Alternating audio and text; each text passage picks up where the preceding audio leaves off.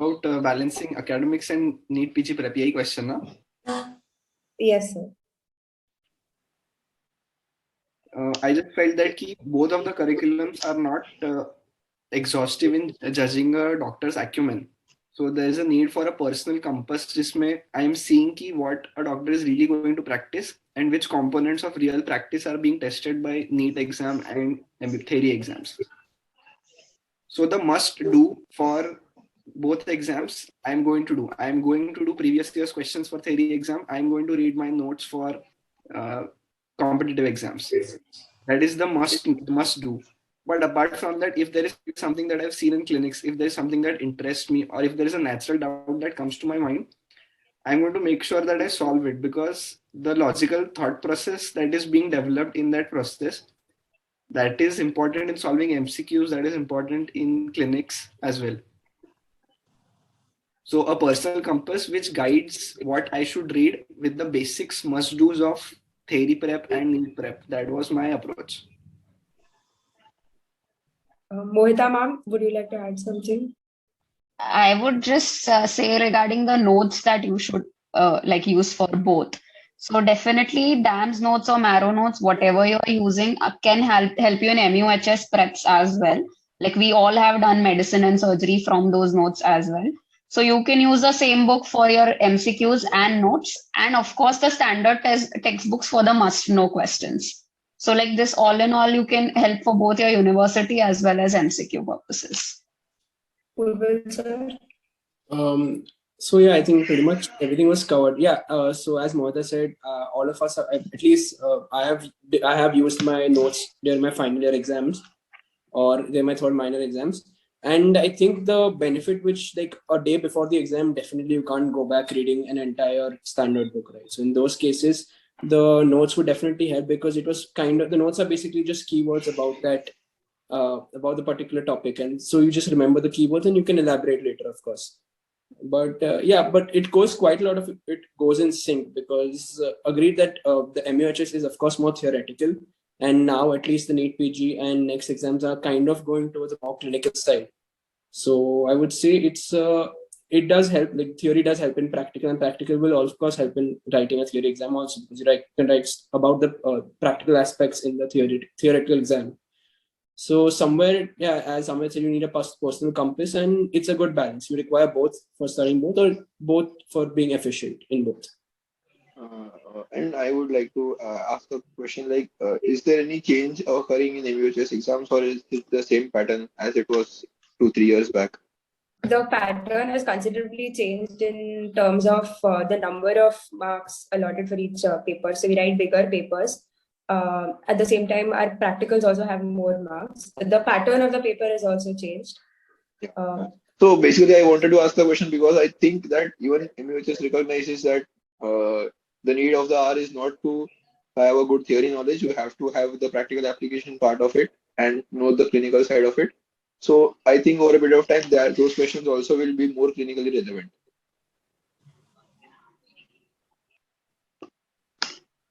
Thank you so much. I think we'll move on to the next question. Yes, sir. So the next question is primarily we will start with Amit sir for the same. So how has reading standard textbook shaped your strategy, and how has it been useful towards cracking the exam? Because considering that from 2018 batch onwards, we have only 2 years of preparation, pre-final year and final year. And usually the advice that seniors give is that reading standard textbooks after second year is not that high yield as compared to what it is for first and second year. So what is your take on the same, and how has it helped? Can we start with Amit sir? I began reading standard textbooks in first year as a hobby read. For example, Guyton. I'm reading it as a novel. I don't expect 100% retention. But at the end of the page or at the end of a short chapter, I'm going to see कि मुझे इसमें से क्या concept समझा है and what is the succinct takeaway from these paragraphs. The succinct takeaway could be either a concept or a factual point. So if it's a factual point, I'll highlight it. If it's a concept, then I'll try to put it in my words and have a sticky note on it. So the next time I'm revising for a question, it saves time that I don't have to go through the concept. The concept is just brushed through with what I've written in my own words, and facts I see through what I've highlighted. So those are the two components. So when it boils down to someone else's notes, the facts will be there and the concepts will be in their words or not there. So the take-home message for standard textbook from me was concepts. That would be Guyton. BDC is more or less absolutely factual. As compared to that, a couple of chapters from Student Grace were more conceptual than BDC. So Student Grace has almost 60% less, 40% less material than BDC, but it is more 3D orienting. And Robbins' nephrology and general pathology chapters have great concept building components.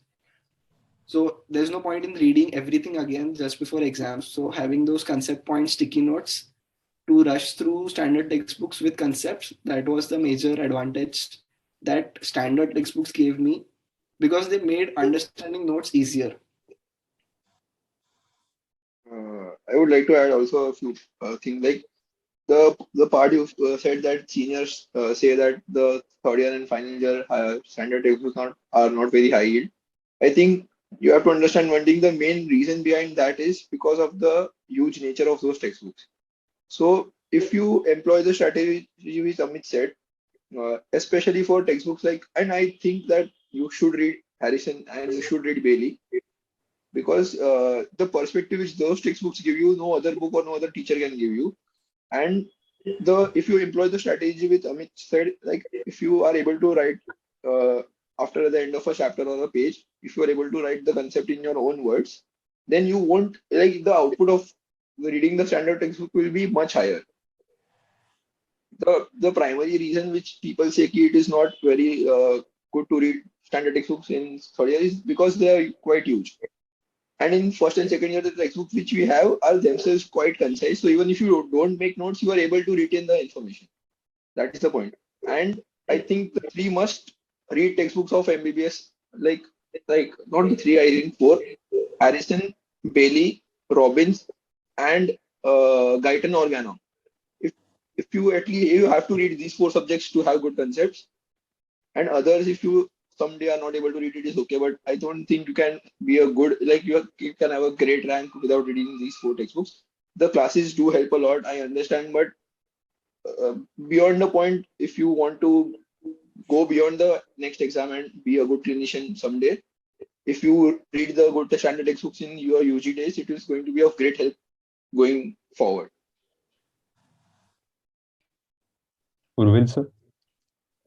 Yeah, so as Amit said, actually, it's quite true that your standard books do help you to make your standard books help in developing your concepts, which is actually very, very important. So I have really liked reading my standard books for a reason that it was kind of like a story which was universal and appealing to everyone.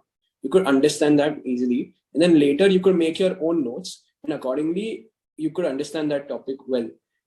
So I of course I believe that you should read standard books. But the one reason probably, as Jai said, why we will not be reading a standard book will be because it's too big. You don't have enough time. You want to also enjoy, you want to have fun. So of course, it's a balance which you have to strike. But I think another important thing, it's okay if you do not complete a full standard book. It's okay. Like you can just read a few chapters out of it. It's not entirely, I have read Bailey and Love, but I have not read, I could not complete the entire book. But I was satisfied with how much I read. I read the important GIGU part. I read Endo, which was good enough for me. And I feel that that's how you can know what to read. You can ask your seniors what, there'll of course be a senior who knows what is very good in a particular book and what to read. And that will predominantly help you make at least the core concepts. And then later on, you can go ahead if you have time, if you want to read more, if you're more excited about the subject, and read the other relatively less important or not very conceptual parts in that book. Mohita ma'am, would you like to add something to that? Ma'am, you're on mute actually. Yeah, I'll just put it in like a very concise manner that reading standard textbooks, you should read till final year, the must know topics, because your MCQ book ke concepts, you can easily retain them. It's faster to retain them. Bar, you don't have to mug up. And also one more thing, that's by any chance there is an MCQ that's not covered in those DAMS notes or something. If you have read your standard textbooks, you will be easily be able to answer them. So read it till final year, and internship may, of course, you have to go to concise notes, definitely. Yes, ma'am. Thank you. Moving on to the next question.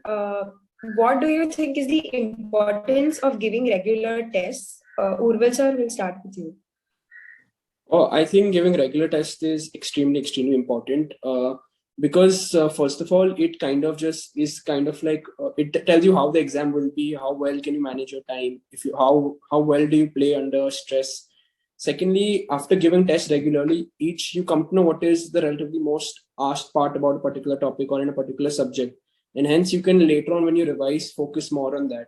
You can also know where you are making a fault, so or making a mistake. So hence you can you can check that and you can understand that. And so giving GTs I feel is really important because it's just a kind of, it's like a revision also, because every time you give an MCQ and suppose you don't know the topic at all, but you just know that, okay, I got this particular question wrong and this was the answer. And probably during the day of the exam, it's the same MCQ which comes up. You probably don't know a lot about the topic, but you do know that's the answer. So sometimes that also helps. It also helps in kind of, helping you to eliminate as well. Like what you know, and so the way to answer MCQ is you should know what is the answer, but not what the topic is. If you can eliminate the three options, you know what the answer is. Amit sir, would you like to say something? I gave grant test whenever I was sure कि I am ready to have a snapshot of how my preparation is. So like a cross sectional कि अभी मैं कौन से subjects में कहाँ हूँ. And if I cannot do analysis of a grant test before I'm going to give a grant test, then there's no point in going towards the next grant test. Grant test दिया है, analysis I have checked, I've seen what points need to be addressed. I go through the revision of those areas and then I decide कि हाँ next grant test कभी देना है. So grant test was like my timetables for grant test to grant test. I did not think about is the exam going to be postponed or is the exam taking place or not. The timetable, the target rough plan is still the next grant test. I'm going to go all in for the grant test. This is what I have to prepare for, and that is the day that everything culminates. So that gives a good feeling of preparing and the mindset that I have to get into for a exam, as well as gives me enough time to improve my knowledge between grant tests. If I'm just taking snapshots of my preparation without increasing knowledge and practice, then there was no point in giving more grant tests. Jai sir? Yeah, not much to add. They already covered most of the things. So you have to, like, just solving MCQs or just studying notes will never be enough. You have to replicate your, you have to stimulate the exam environment regularly. And like I have seen many people refrain from giving tests right up till the point they feel they are prepared. That is the mistake you should not commit. You will never ever feel, you will never ever be satisfied with your preparation in most of your internship days or in your final year. So you have to force yourself to give grand test. I think that is the way to go, at least after you are done with your first reading. Because if you keep on waiting till the time you feel you are prepared, then it will become too late. And then many seniors, like during my time, many seniors told me that after giving the NEET exam, they felt the one thing which they lacked was giving many grand tests. Because they followed the same principle that they thought after we are prepared, we will give the grand test, but then it becomes too late. Mohita ma'am, would you also like to tell us how frequently did you give grant tests? We'll go through this question with the other panelists as well. So I increased my frequency as and when the exams were nearing. So after my first reading, I started giving my GTs. It came down initially from like once a month, then probably two times a month, and then last few days it was like 10 days once. And never refrain from giving the grant test. That is like the most important point which Jay said. You have to give a grant test because all conceptual questions can be solved by the art of ruling out, and that you'll only get to know once you are giving MCQs. How many grant tests how frequently you give them? So, Urval sir?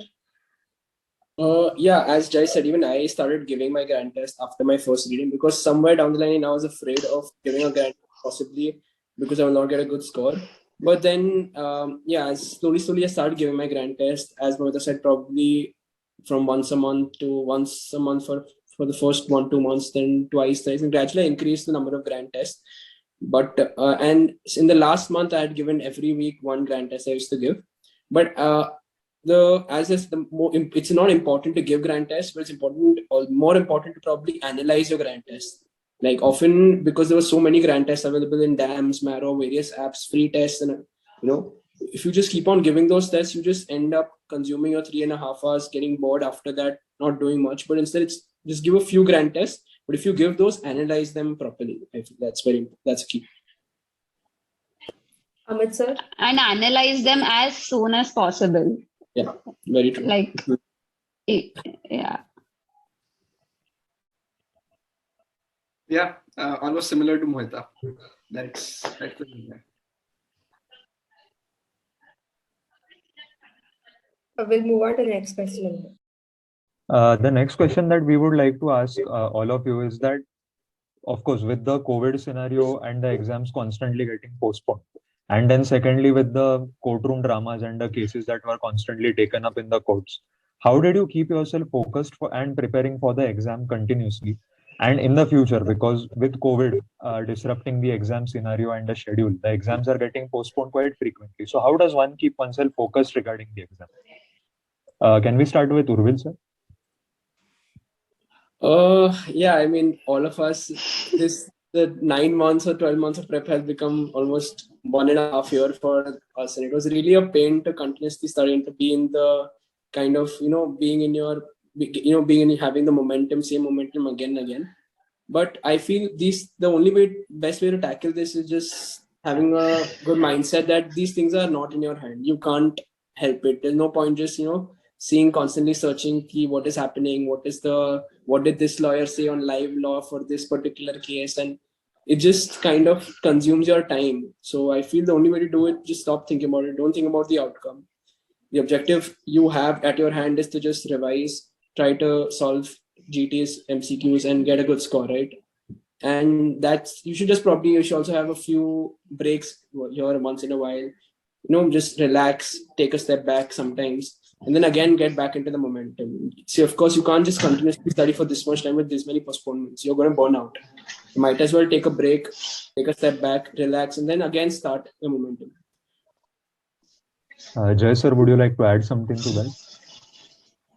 Yeah, the one point we will highlight, it is very important. Like even Virat Kohli says it a lot, that you should, like, during these difficult times, you have to focus on the process and not on the results. You have to trust your process, and once you are able to follow the process religiously, regularly, you will someday have the result. No matter what happens, no matter how long the delay is, no matter how the short the delay is, you have to trust the process. And in all this, you need to have a very good support system around you. So the one thing which you all should do, like, just get away from negative people. Like even if they are your very close friends, if they are hampering your mindset, if they are making you, like, if you're not able to be yourself among them and you're not able to study if you want to, then it is okay to not talk to them, because the last thing you want is someone bogging you down. So in this aspect, your family, your core group of friends, or your relatives are very helpful. Yeah, that's it. Thank you, sir. Mohita ma'am, if you would like to add something to that. So like Jay said, you definitely need a support system. So I used to have a study partner. So we used to forget what is happening around and just study, because suppose if my levels were low that day, motivation, the other person used to pull me up, no, you have to study. And I think that's what kept me going, I would say, that having a study partner and study companion whose wavelength matches with you, and he is also that motivated to study. That was most important for my preparation, I feel. Yes, ma'am. And Amit sir? At the end of the day, I'd ask myself कि आज ऐसा क्या हो जाता that I don't mind doing the same routine forever, for the rest of my life. Whatever wildest, craziest idea that I'll get. And I ended up jumping in the lake in the middle of preparation. Just one day I cycled there and jumped into the water and said कि हाँ ठीक है, अभी fresh लग रहा है, अभी मस्त लग रहा है. So making each day a replicable unit of of being satisfied. It's not like I am dissatisfied with the day because I didn't have fun. Even if it's for 10 minutes, even if it's for 15 minutes, talking to friends, having a study buddy, or talking to family, friends, spending some time in a hobby, or doing the wildest things that comes to my mind, even if it's just for a couple of hours in the evening, can really make the difference when it comes to keeping the tempo up. So that was my aim. I'm going to prepare from GT to GT. I'm not going to worry when is the exam time. And each day I'm going to have some element through the day which makes me feel, "Hi, aaj masti bhi kiya, aaj padhai bhi kiya." So I will just give you an example, the last point. So during our time, we were preparing for an exam on 19th April, 18th April, and the news came on 15th April that it is going to be after 31st August. So uh, everyone was obviously completing the internship, whatever was left. But for the entire month of May, I completely stopped reading, and I went into a stream which is totally opposite from our curriculum. Like I studied a lot about finance because I love it, and that gives you a whole new perspective that there is something else apart from the medical curriculum in your life. And these aspects are like really ignored. You become a MD, you become a DM, and at the end of the day, you don't even know what is the income tax you are paying, what are the investing opportunities you have, because we are so stuck in our own curriculum, which is so huge, and constantly giving exams.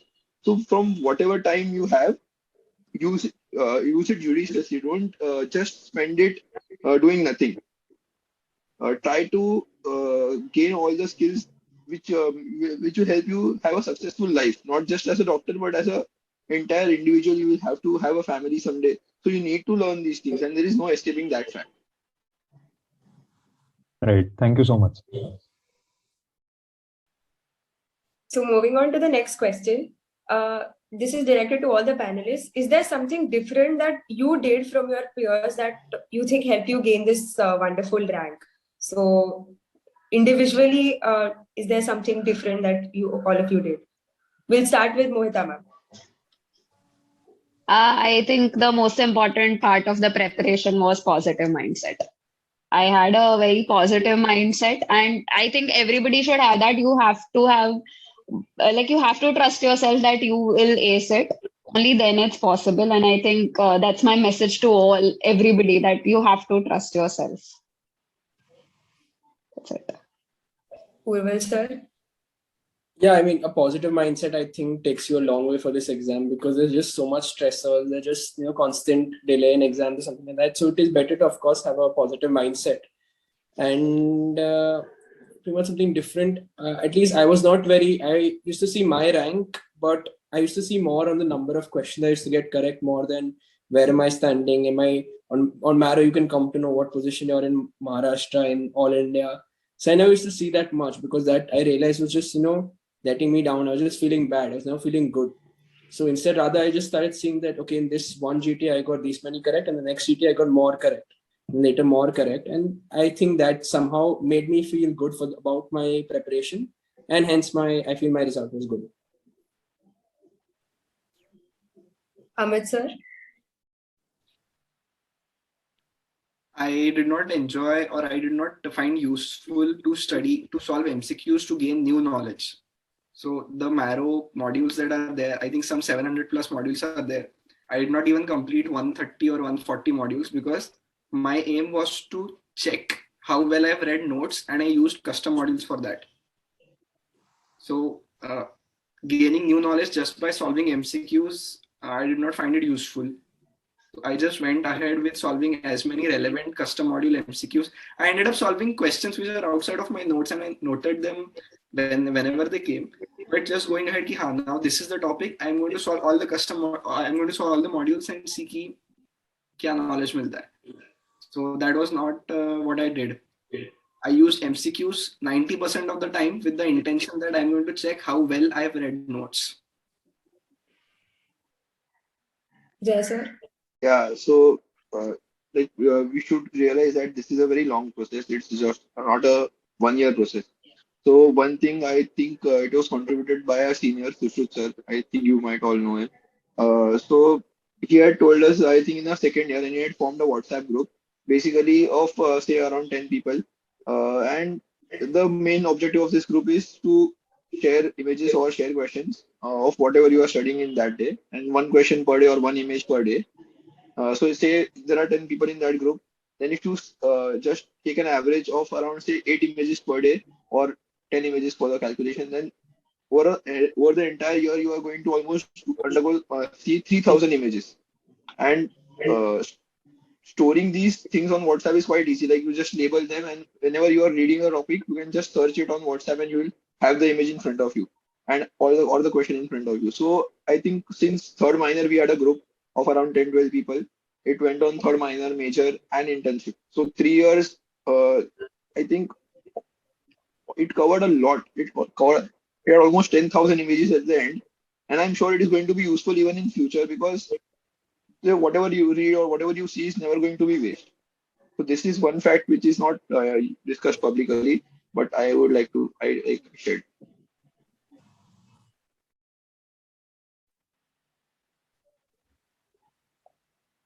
The next question that we would like to ask you is, compared to the notes that you get from the coaching classes, be it NAMS or Marrow, and comparing your own notes, what do you, because the individual opinion ultimately, and what would you feel is more high? We'll start.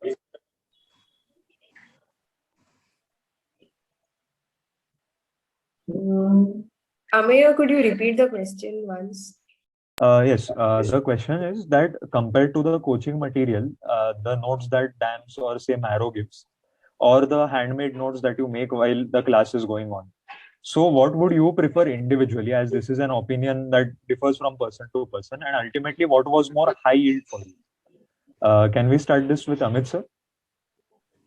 I like the strategy when most of the things that are going to be taught in notes or the major important topics have been printed or xeroxed. And while I am learning, while the teacher is teaching, I am adding to it the explanatory component that I have gained from the class or additional points that are not mentioned in the notes. Because one, it saves a lot of time writing, which I can use to understand what the concept is. And if there is any additional point or explanatory material that the teacher has given, then I can add it to the notes, especially when images are there in printed or notes. The prime example of this was the DVT notes that were printed. So there were a lot of images. The text was mentioned in brief. Whatever slides teachers had projected were printed, and the additional points, getting them in the notes was my duty. So I had to pay attention. I had to see how to make relevance of the things that are printed there. So that was one of the best strategies I found. Key major images and gross points are printed. Rest I have to add. Urvil, sir, would you like to add something to the same? Not pretty much. It's the same thing. Like I was quite lazy in the sense that I couldn't make my own notes from books and all. So when someone would dictate it to me, it was easier for me. And exactly as Amit said, when someone dictates, you're writing and you're also listening. So it kind of reinforces the concept also in a way. So that was a good way for me because I was very lazy in terms of writing. I've tried it in my UG days. I could not make notes at all. So when I get it, someone was dictating and making me understand it, it was easier for me, definitely. Mohita, man. I am personally a fan of own notes, class notes, which I made. But most of my notes were digitalized. So I had photos right next to it. So I think that was most important for me. But I feel whether it's handmade notes or whether it's given in a printed format from the people, the idea is to make it personalized for yourself because there is a concept of picture memory and I think it helps a lot. That ये यहाँ दिया है ये यहाँ दिया है तो इसका आंसर यही होगा and I think the most important is make them your notes by highlighting, by adding something to it or something like that. Jay, sir, if you would like to add something to the same. Yeah, therefore almost everything. The last point just is that keep in mind the time component. So you should not be totally in one direction that कि नहीं खुद का ही notes बनाना है कुछ भी हो जाए and then waste our entire month just making notes. Especially if you are using Marrow because it is quite exhaustive. If you are writing it at the same time, you will not be able to watch the video on 2x. So if you want to save time someday, if you want to finish a subject quickly, and if you are short on time, you can use printed notes. It is not against the rules to use printed notes. Obviously, handwritten notes are better, but you have to decide it for yourself. How much time do you have in hand? Just don't go कि नहीं handwritten notes ही बनाना है. Right. Thank you, sir. Thank you so much. Moving on to our last question for the panel discussion today. Looking back to your individual preparations today, is there something you think you would do differently? And would you, if there's a message that you would like to give all juniors, what would it be? We'll start with you, Mohita ma'am. I wouldn't change much for my preparation. I think I enjoyed and studied equally in a balanced way. I would just like to change the moments where I had my breakdowns, where I would just cry and probably waste days. I think that was not required. I could have just have more motivation and be disciplined. So at the end, just be disciplined and trust yourself. That's what's going to like sail you through. And trust your notes. Don't change anything. Just trust your notes and read from those. Simple. Amit sir. I'd want to have my study buddy and study team found earlier, so that it's even if just one or two people, having them from the beginning of the prep, knowing that we are going till the end, that would make my prep much easier. Urval sir. I think pretty much in the starting, when I was preparing for NEET PG, I was quite negative that I have to give an exam after studying 19 subjects. So I think from starting, if people can keep a positive outlook to the exam, like I can do this, doesn't matter. I will study hard. I will work. I'll do hard work. And having a study buddy also probably helps a lot. So that way, just mutual motivation, and also just trust your gut, trust your instincts. You can do this, be positive about this thing, and don't think about the outcome. Just go with it, do everything, solve your MCQs, read, give your GTs, but don't think about the outcome. Think about the outcome once your rank comes, but before that, not to think about the outcome. Jay sir, would you like to add something to that? Yeah, so this is like you will think that it is another thing, but basically for whoever who has read first and second year well in your curriculum, I think that especially after step 1 has become pass and fail, you have to give step 1. I think it will be a huge boost to your next preparation. And if you can manage step 2 CK, it is like a bonus. So if for whoever who is financially well off, who can afford it, I think you should give step 1. The question bank over there is way beyond what we get here. There is no comparison over there. So if you are able to clear step 1, and if you are able to do step 2 CK before your next, I'm sure you will be in the top 10. Thank you so much. Moving on to Amir, over to you.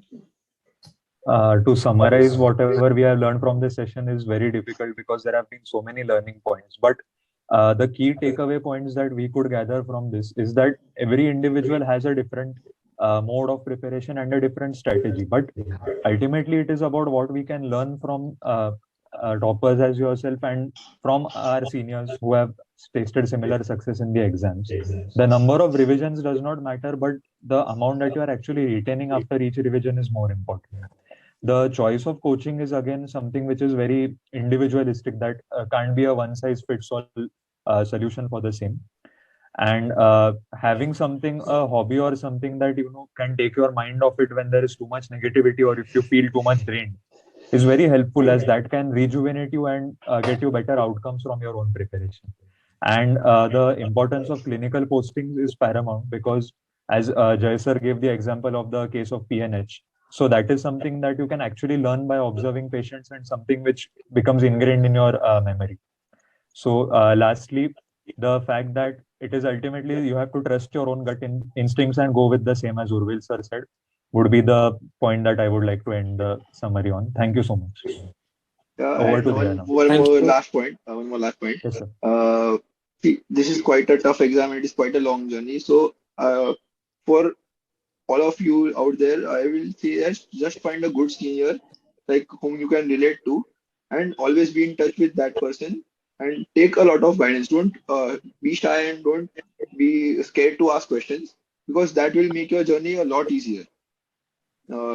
just find a good mentor you want, and that will make your journey a lot easier because you don't want to make mistakes and then correct them. If someone has already made those mistakes, you can just learn it from them and avoid a lot of trouble. Guys जय के channel को subscribe करो यार.